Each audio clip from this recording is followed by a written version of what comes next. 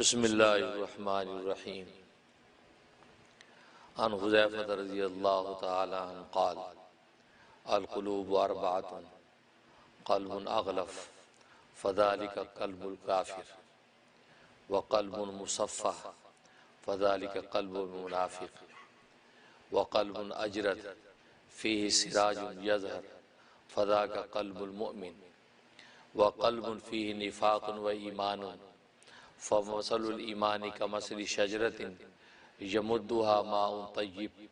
ومثل النفاق مثل قرحة يمدها قيح ودم فأيما غلب عليه غلبا رواه ابو نعيم في الحلية عن حذيفة رضي الله تعالى عنه قال إن الفتنة تعرض على القلوب فأي قلب أشربها نكتت فيه نكتة سوداء فإن أنكرها نكتت فيه نكتة بيضاء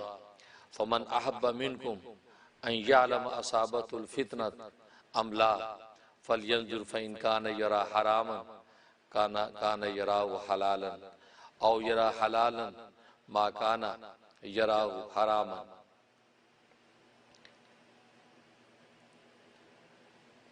فقد أصابته الفتنة رواه ابو نعيم في الحلية عن حذيفة رضي الله تعالى عنه قال إياكم والفتن لا يشخص إليها أحد فوالله ما شخص فيها أحد إلا نفسته كما ينسف سيل الدم إنها مشبهة مقبلة حتى يقول الجاهل هذه تشبه تبين مدبرة فإذا رأيتموها فاجسموا في بيوتكم وكسروا سيوفكم وقطعوا أوتاركم رواه ابو نعيم في الحلية صدق بزرگان محترم، برادران عزیز اور میری اسلامی بہنیں، اللہ تبارک و تعالیٰ کا احسان ہے کہ آج ہم خانقاہ یوسفیہ چشتیہ زکریہ عارفیہ نیو یارک میں جمع ہے۔ اس خانقاہ کے نام سے آپ کو اندازہ ہوتا ہوگا کہ اس میں چند ناموں کی نسبت نظر آتی ہے۔ ایک تو یوسفیہ کی نسبت ہے، دوسری چشتیہ کی نسبت ہے، تیسری زکریہ کی نسبت ہے اور چوتھی عارفیہ کی نسبت ہے۔ ہو سکتا ہے کہ حاضرین میں سے بھی اور ناظرین میں سے بہت سے لوگوں کی ان نسبتوں کا پتہ نہ ہو، تو انہیں پتہ ہونا چاہیے کہ یہ نسبتیں اکابرین امت کی طرف ہیں، وہ اسلاف امت جنہوں نے اپنے قلب کا دھیان کیا، اپنے دلوں کی نگرانی کی، دلوں کی نگرانی کر کے اپنے دل کی زمین کے اندر آبیاری کی ہے اور اس دل کی قوت کے ساتھ ان کے بدنوں سے اعمال صالحہ ظاہر ہوتے رہے۔ یہ وہ لوگ ہیں کیونکہ دنیا میں اللہ تبارک و تعالی نے انسان کو صرف ایک ہی چیز کی نگرانی کے لیے بھیجا تھا اور وہ تھا اس کے دل کی نگرانی۔ وہ آج ہر چیز کی نگرانی کرتا نظر آتا ہے لیکن دل کی نگرانی نہیں کرتا۔ اس نے اپنے دل کو شتر بے بہار چھوڑ دیا ہے، یہاں تک کہ اپنے سر کی ٹوپی کی بھی نگرانی کرتا ہے کہ یہ میلی ہے یا صاف ہے، اپنے بدن کے کرتے کی بھی نگرانی کرتا ہے کہ اس پہ کوئی داغ دھبا تو نہیں ہے، ایون ہے کہ پاؤں کے اندر روندی جانے والی جوتی تک کی نگرانی کرتا ہے کہ اس کو پالش کرنے کی ضرورت ہے یا نہیں، اگر یہ کہیں سے ٹوٹ گئی ہے تو کسی موچی سے اس کو مڑوانے کی ضرورت ہے یا نہیں۔ تو گویا کہ ہر چیز کی نگرانی میں لگ گیا، لیکن جو ایک نگرانی اس کے ذمہ لگائی تھی کہ اپنے دل کی نگرانی تمہیں کرنی ہے، اس نگرانی سے غافل ہو گیا۔ اس لیے پیران پیر حضرت غوث اعظم شیخ عبدالقادر جیلانی رحمہ اللہ تعالیٰ فرمایا کرتے تھے کہ انسان اپنے بدن کو تو صاف رکھتا ہے، اپنے سر کی ٹوپی کو بھی صاف رکھتا ہے، اپنے کرتے کو بھی صاف رکھتا ہے، ایون اپنے جوتے تک کی صفائی کا خیال کرتا ہے، تو گویا کہ ہر چیز کی صفائی میں تو یہ متیقظ اور بیدار ہے، لیکن اگر صاف نہیں رکھتا تو اپنے دل کو صاف نہیں رکھتا ہے، جبکہ اس کی ذمہ داری صرف دل کو صاف رکھنے کی تھی۔ اپنے دل کو صاف رکھے، اپنے دل کی نگرانی کرے۔ اسے دل کو شتر بے مہار چھوڑ دیا، جہاں چاہا اس نے منہ مارا، جہاں چاہے اس نے ٹکر ماری، جہاں چاہے وہ آلودہ ہو گیا، جہاں چاہے وہ گر گیا، جہاں چاہے وہ اٹھ گیا۔ تو گویا کہ دل کی کوئی نگرانی نہیں ہے، لہٰذا یہ دل میلا کچیلا ہوتا چلا گیا، سیاہ نقطے گناہ و معصیت کے لگتے چلے گئے، یہاں تک کہ اس مقام تک جا پہنچا کہ کلا بل ران علی قلوبہم ما کانوا یکسبون، کہ ایسا زنگ لگ گیا ہے کہ بالکل اب یہ زنگ اترنے والا نہیں ہے۔ تو لیکن جن نسبتوں کو میں نے ذکر کیا، یہ وہ اکابرین امت ہیں، یہ اولیاء کاملین اور صلح اور اتقیاء ہیں کہ جنہوں نے اپنے دلوں کی نگرانی کی، انہوں نے دوسروں کی دلوں کی نگرانی پر نگاہ نہیں کی، اپنے دل کی نگرانی میں لگ گئے۔ اللہ تبارک و تعالی نے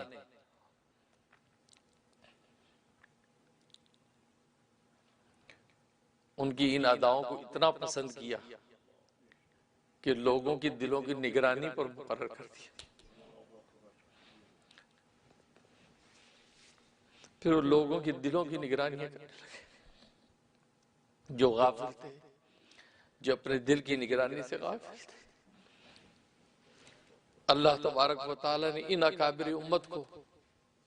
ان غافلین کے دلوں کی نگرانی پر مقرر کر دیا۔ کوئی اپنے وقت میں غوث بن گیا، کوئی ابدال بن گیا، کوئی قطب بن گیا، کوئی اوتاد بن گیا، کوئی اخیار میں شمار ہوا، تو یہاں تک کہ یہ مراتب عالیہ ان کے اندر تقسیم ہونے لگے۔ انہوں نے تو خلوص نیت سے اپنے دل کی نگرانی کی تھی، ان کو دوسرے کے دلوں سے مطلب نہیں تھا،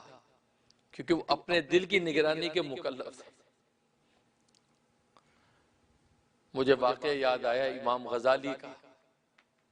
یہ دو بھائی تھے، ایک محمد غزالی اور دوسرے احمد غزالی۔ بچپن میں یتیم ہو گئے، والدین ان کو پالا اور پوسا، اور آپ جانتے کہ یتیم آج کے زمانے میں تو یتیم کی کوئی قدر و قیمت ہوگی، کیونکہ سیولائز دنیا ہے، ایک دوسرے کی نگرانی ہر انسان کرتا نظر آتا ہے۔ اس گئے گزرے دور کے اندر یتیم کی کیا حالت ہوتی ہوگی۔ تبھی تو نبی کریم صلی اللہ علیہ وسلم نے فرمایا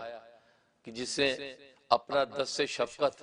کسی یتیم کے سر پہ رکھا ہے، اس کے ہاتھوں کے نیچے جتنے بال آتے ہیں اللہ تبارک و تعالی اتنے گناہ اس کے معاف کر دیتے اور اتنے درجے بلند کر دیتے، اس لیے کہ یتیم کے سر پہ دست شفقت کو رکھتا نہیں ہے۔ اب اسے رکھا ہے تو اس کا مطلب ایثار کی بہت بڑی دولت اس کو نصیب ہے کہ یہ دوسرے کا احساس اور درد رکھتا ہے۔ امام غزالی کی والدہ فرماتی کہ میں نے ان بچوں پر محنت شروع کر دی، ان کی قلوب کا تزکیہ شروع کر دیا، ان کے تعلیم و تعلم کی فکر کی کہ باپ سر پہ نہیں ہے، اور ماں نے گھروں کے اندر مزدوریاں کر کے، گھروں کے اندر کام کاج کر کے ان کو پالنا اور پوسنا شروع کیا، یہاں تک کہ ایک امام غزالی بن گیا۔ امام محمد غزالی اپنے وقت کا اتنا بڑا امام، علم و معرفت کا شاہ سوار، اور دوسرا امام احمد غزالی بن گیا جو ولایت و معرفت کا سرخیل، اس کو اللہ نے روحانیت کا ایک خاص ذوق عطا کر دیا، کشف کی ایک طاقتیں اس کو نصیب ہو گئیں۔ اب ماں کو تو ظاہر ہے کہ دونوں بیٹوں پہ کتنا فخر ہوگا۔ تعجب کی بات یہ ہے کہ امام غزالی مسجد کے امام بن گئے، مسجد کے 5 وقتہ امام ہیں، خطیب ہیں، اور ان کی علم و معرفت دور دور تک پہنچتی ہے، لیکن بھائی ان کے پیچھے نماز نہیں پڑھتے۔ سارا محلہ ان کے پیچھے نماز پڑھتا ہے، سگا بھائی ان کے پیچھے نماز نہیں پڑھتا، اپنی الگ نماز پڑھتا ہے۔ اور آپ جانتے ہیں کہ ہمارے ماحول معاشرے میں چیزیں نوٹ ہوتی ہیں کہ یار یہ سگا بھائی نماز نہیں پڑھتا، خیریت ہے کیوں؟ کوئی گل ہے، پتہ کرو۔ کیونکہ ظاہر ہے کہ اگر یہ امام غزالی اتنی اونچا امام ہے تو سگا بھائی نماز کیوں نہیں پڑھتا، سگا بھائی اس کو عزت کیوں نہیں دیتا؟ اب یہ بات ظاہر ہے کہ مقتدیوں کے اندر چلتی تھی، اور امام تو بیچارہ مسجد کے اندر امام سب سے زیادہ مظلوم مسجد کے اندر امام ہی ہوتا ہے، امام ہی ہوتا ہے کہ جو گھر سے ستایا ہوا آتا ہے وہ آ کے مسجد میں امام کو ستاتا ہے، یعنی بیوی دا غصہ امام تے کڑتا ہے، امام بیچارے چپ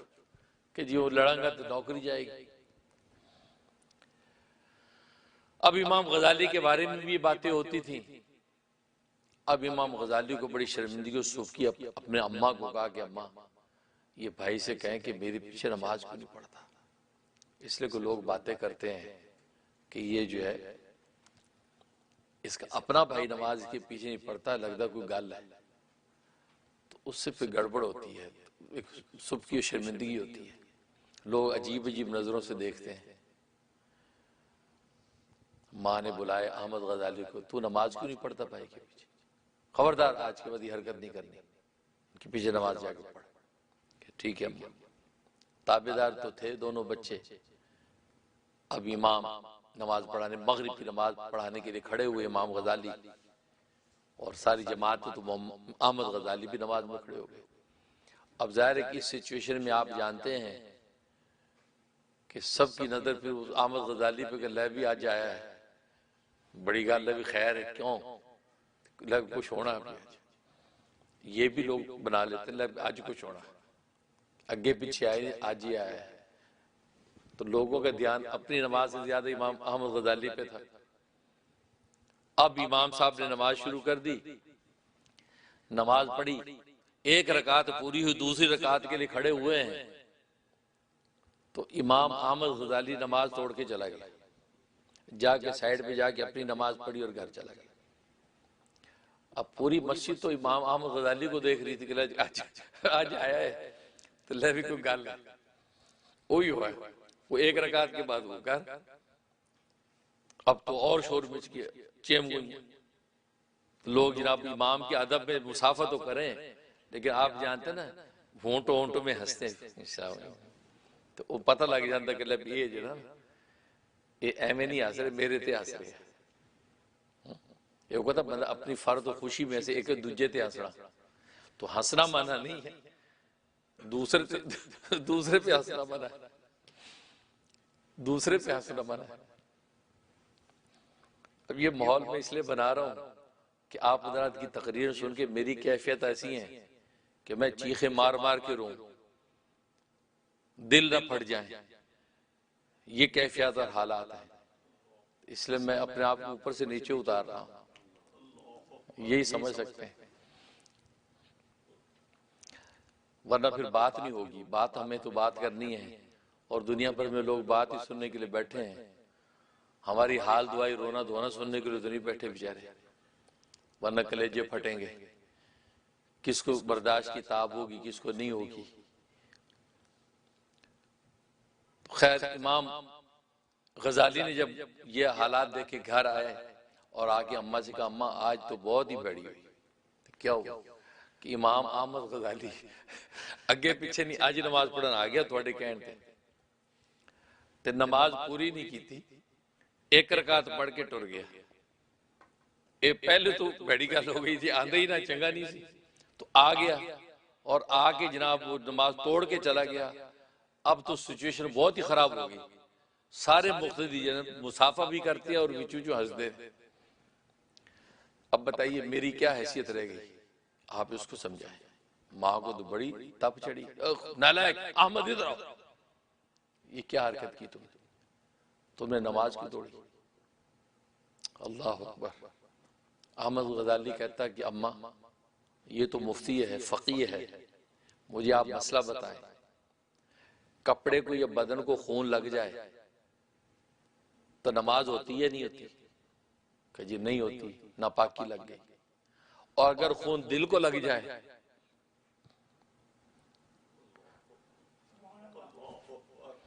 دل کو خون لگ جائے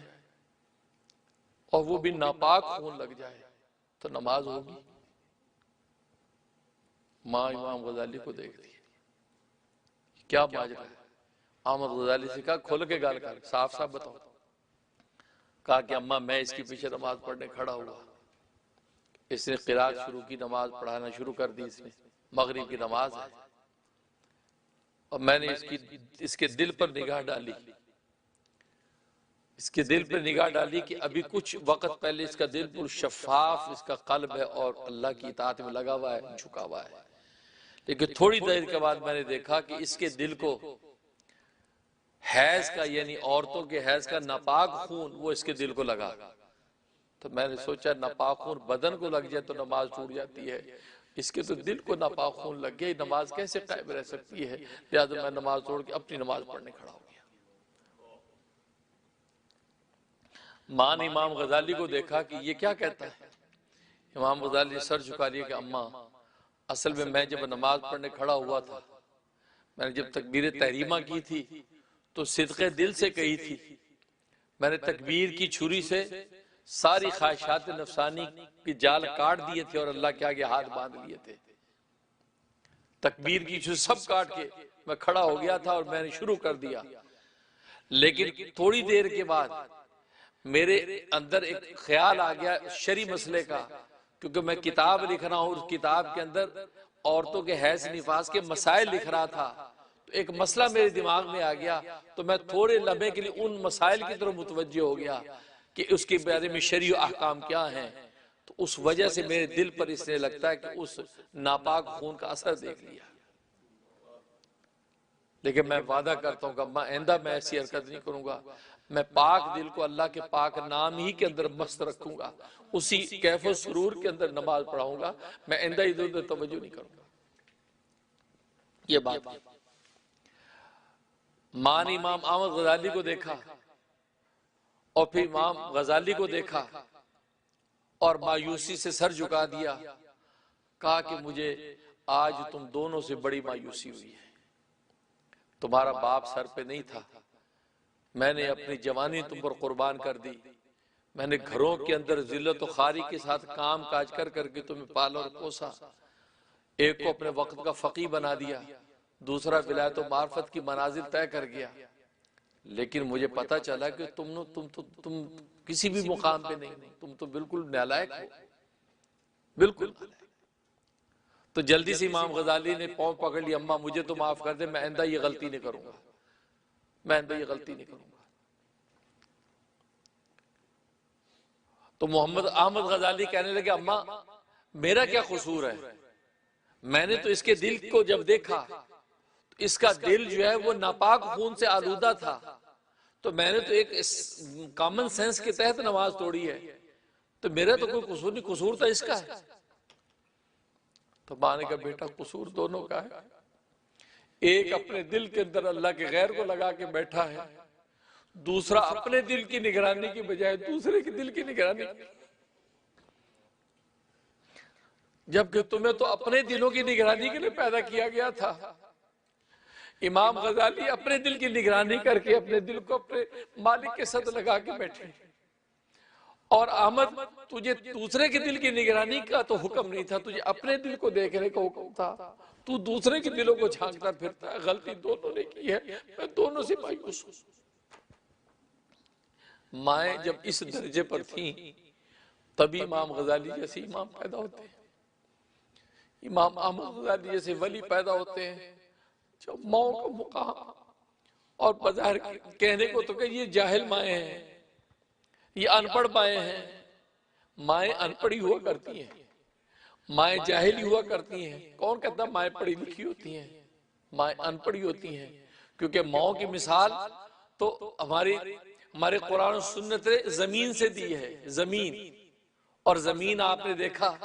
یہ بے رنگ ہوتی ہے، بے کیف ہوتی ہے، بے سرور ہوتی ہے، بے لطف ہوتی ہے، لیکن ساری کائنات کی حسن و جمال اور لطف اور خزانے اسی زمین سے پھوٹتے ہیں، سارے رنگ اسی بے رنگ زمین سے پھوٹتے ہیں، سارے ذائقے اور لطف اس بے رنگ زمین سے پھوٹتے ہیں۔ ماؤں کی مثال تو اس زمین کی ہے کہ بظاہر زمین میں کوئی ذائقہ نہیں، کوئی رنگ نہیں، لیکن آپ دیکھتے سارے رنگ اسی سے پھوٹ رہے ہیں، ساری لذت اسی زمین سے مل رہی ہیں۔ تو مائیں ہوتی ہی ان پڑھ ہیں، مائیں ہوتی ہی جو ہے وہ جاہل ہیں۔ یہ لوگ کہتے ہیں یہ ماں جاہل ہے، مائیں جاہل ہی ہوتی ہیں، لیکن ماں اپنے جو ہے اپنی اس ممتا کی طاقت کے ساتھ وہ کہتے ہیں کہ رنگا رنگ پھول جو کھلا دیتی ہے کہ دنیا کے اندر حسن پیدا ہو جاتا ہے۔ تو امام غزالی اور امام احمد غزالی کی ماں اس مقام پر ہے کہ اس وقت ان کو تزکیہ کا وہ سبق دے رہی کہ بیٹا امام غزالی تجھ سے میں مایوس کہ تو اپنے دل کو ناپاک کر کے بیٹھا ہے، حالانکہ اس پاک دل کو پاک ذات سے لگا کے تو نماز پڑھتا۔ احمد میں تجھ سے مایوس اس لیے ہوں کہ تو اپنے دل کی نگرانی کی بجائے دوسرے کے دلوں کو جانتا، تجھے اپنے دل کے تزکیے کی ضرورت تھی، اپنے دل کی نگرانی۔ تو حقیقت یہ کام یہی ہمارے ذمہ، اپنے دلوں کی نگرانی، اور آج ہم اپنے دلوں کی نگرانی نہیں کرتے، دوسروں کی دلوں، اپنے دلوں کی نگرانی میں لگ جانا یہ اصل کام۔ تو یہ اولیاء کاملین جو اپنے دلوں کی نگرانیوں میں لگ گئے، اور وہ اس نیت سے نہیں لگے کہ ہم اپنے دلوں کی نگرانی کریں گے تو کل کو ہم اے اللہ دوسروں کے دلوں کی نگرانی پہ لگائے گا، یہ نیت کرنا بھی اخلاص کے خلاف ہے۔ کتنے ایسے وقت کے باکمال گزرے ہیں پیر و مرشد کی محفلوں کے اندر، تو بعد کے آنے والے خلافتیں لے گئے، نسبتیں لے گئے، اور وہ پرانے بیٹھے ہیں، یار ان کو نسبتیں ہی مل رہی، خلافتیں نہیں مل رہی، تو پریشانی، یار کیا بات ہے؟ تو پیر و مرشد نے ان کو یہی بات کہی کہ تم یہ سارے جو کمالات کے جو منازل طے کر رہے ہو، تمہاری نیتوں کے اندر اصل میں یہ فطور ہے کہ تاکہ ہم دوسروں کی دلوں کی نگرانی کرنے کا کام کریں۔ تم نے دوسروں کو بنانے سنوارنے کی نیت کر رکھی، اپنے سنوارنے میں، یہ اخلاص کے اس مرتبے کے خلاف ہے۔ اس لیے اللہ تبارک و تعالیٰ کی طرف سے مجھے القاء نہیں ہے کہ تم لوگوں کو میں خلافت دوں۔ تو معلوم ہے کہ اپنے دل کی نگرانی بھی اس نیت سے نہیں کرنی، تبھی تو محدث نے لکھا ہے کہ من تواضع للہ رفعہ اللہ، یہ جو حدیث ہے کہ من تواضع للہ، جس نے تواضع اختیار کی اللہ کے لیے، رفعہ اللہ، اللہ اس کو بلند کرتا ہے۔ تو فرمایا کہ جو بلند ہونے کی نیت سے تواضع اختیار کرے گا، یہ بھی اخلاص کے خلاف ہے، اس کو اللہ تبارک و تعالیٰ بلندی نہیں دیتے۔ وہ سوچے کہ تواضع کروں گا تو رفعت ملے گی، اس سے تواضع اختیار کرتا ہے، نہیں،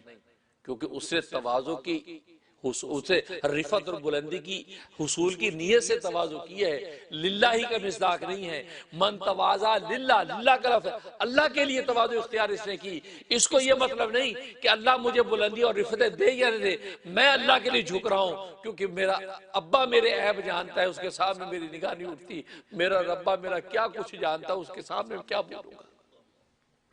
سوائے اس کے کہ توبہ کے لیے ہاتھ پھیلا دوں، خیرات کے لیے، بخشی خیرات کی جھولی پھیلا دوں، میرے پاس اور کچھ نہیں ہے کہ میں اللہ کو حوالہ دوں، میرا ربا تو میرا وہ کچھ جانتا ہے،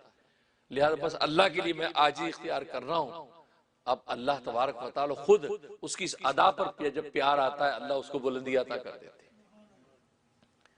تو دلوں کی نگرانی، تو اصل میں یہ وہ لوگ ہیں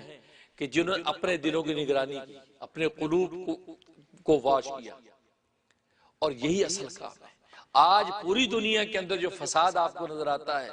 بھلے سیاست کا ہو، معیشت کا ہو، خاندانی سٹرکچر کا ہو، اور کالج سکول کے اندر پڑھنے والے بچوں کے اندر نظریاتی تشدد جو ہے وہ گندگی اور فساد ہو، اس کی وجہ صرف ایک ہے کہ آج دنیا اپنے دلوں کی نگرانی